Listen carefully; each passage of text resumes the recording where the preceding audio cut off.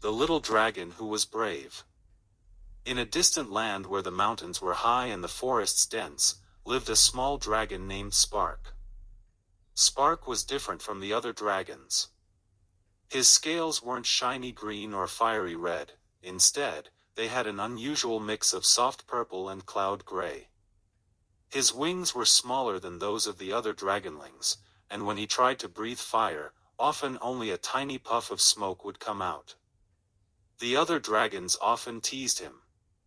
"Gray Mouse," they would shout, or "Where's your fire, Spark?" Spark was often sad, but deep in his heart, he knew he was special. He loved to admire the small flowers in the forest and listen to the birds sing, things that the big, loud dragons found boring. One day, a terrible storm rolled in. The wind howled, trees crashed down, and the river swelled dangerously. A loud cry echoed from the village on the riverbank.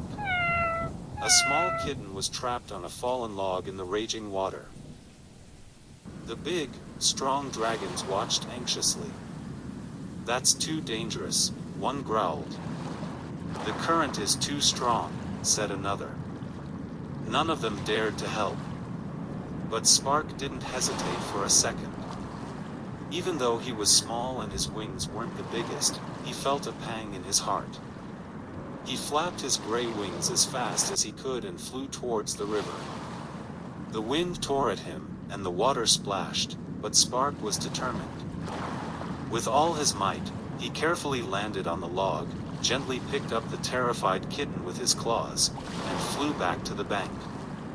All the dragons were silent.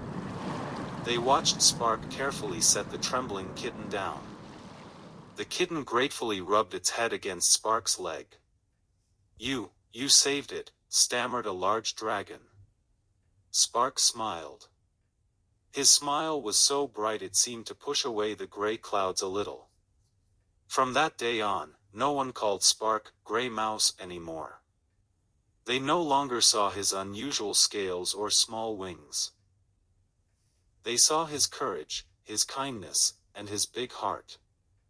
And the children of the village, who had witnessed the whole thing, now knew too, true greatness doesn't come from appearance, but from what you carry inside.